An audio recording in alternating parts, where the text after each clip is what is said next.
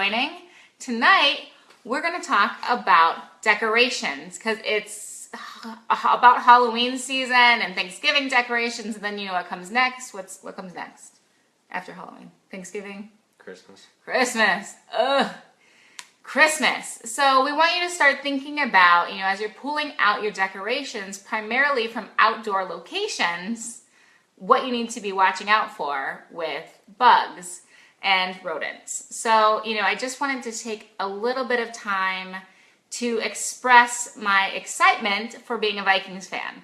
So I'm kind of been into the headwear this fall, so I just wanted to give a shout out to the Vikings. Pretty excited. We're the only undefeated team, and if any of you are Vikings fans, you know that we don't get to say this very often. So for those of you who hate the Vikings, just give this to us, okay? We don't get this very often. So be nice. You can hate all you want, but just be nice. So excited to be a Vikings fan, at least for another week. So anyway, back to the decorations. We actually brought out some of our decorations today, and I don't know if a lot of you guys I don't know if people like to decorate when I was a kid, I loved to decorate. Did you?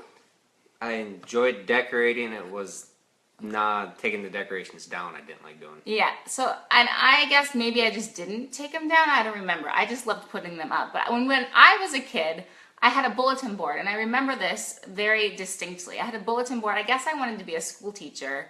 I had a bulletin board that I cut out all of the borders and the lettering and actually made it like a bulletin board, like in the elementary school classrooms. So I had this all prepared. So every month or every holiday, I would have this bulletin board. And I remember my mom wouldn't was like, I'm not going to buy you stuff to put on your bulletin board if you wouldn't make stuff.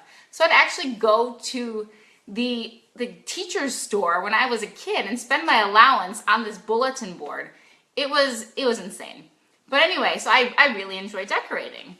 So I'm curious, now we don't really decorate. We haven't put up a Christmas tree in a couple of years, and we travel a lot, so we're not really around. But I think that when you have your own home, and maybe when you don't have children, it's just not as fun. I don't know. So for those of you who put up decorations just because you have kids, give us a thumbs up. I'm really curious to see, or put something in the comments, because I want to know. And for those of you who just love the holidays and love decorating, give us some hearts or make a note in the comments. I just think it's kind of fun because we don't really decorate that much anymore, but I do kind of like putting up some decorations for Halloween and Thanksgiving. So we brought them out today, and we thought we'd go through them and make sure that they're bug and rodent free. So we have a problem here, I think. What is the problem here? A, it's a cardboard box, and B, it's falling apart. So luckily this was in the basement, so we don't have too many issues, but we have, so we have this little pumpkin. So I guess the step number one is the storage containers, right? Right. What kind of storage containers do you want to have? I always recommend getting totes. That way they are a hard plastic and they seal up a lot better, and that'll help keep mice and insects out. If you're storing, even in your basement, but if you're storing in an outside shed or garage, it'll help a lot compared to a cardboard box, which they can crawl through and chew through. So yeah, that's kind of the first thing, is make sure you have a solid storage container. And the second thing really is where you're storing them, right? If you're storing them inside, it's not too big of a deal, but like you said, outside, that's where you can, you could have a mouse easily in this cardboard box. And even if it's a good solid cardboard box, they'll chew right through it. So the key is the plastic. Yep. The plastic tote. A good hard plastic. So what if I set this little guy, or what else do we have? What else do we have in those? This is it's kind of scary to see. I think we have, here, just pull that over.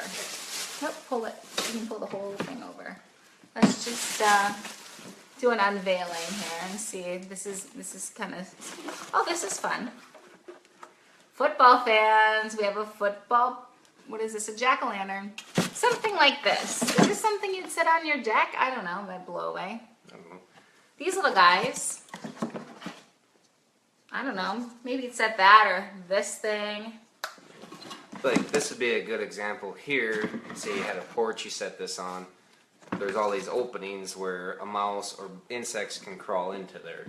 So what you want to do when you bring it back in from outside is really check it over, make sure there's no nests in there or bugs or that kind of stuff. Yeah. So that's kind of the main parts of this decorations, isn't it? You know, make sure that you have a good hard plastic container to store them in. Number 2, if you need to store them outside, look them over before you put them up, because you might, no one wants to have a mouse jump out of these eyes. At least I don't think you guys do either. And number 3 is, if you do put them out and you bring them, you see the scarecrows and that kind of stuff this time of year. If you do bring them back in the house, make sure that you're checking them over before you put them away for storage for the winter.